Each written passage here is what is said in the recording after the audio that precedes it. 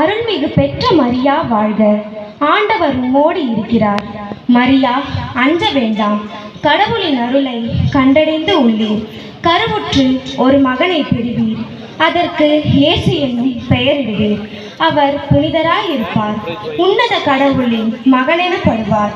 அவரது தந்தை தாவீதின் அரியணையில் ஆண்டவராகிய கடவுள் அவருக்கு அதை அளிப்பார்.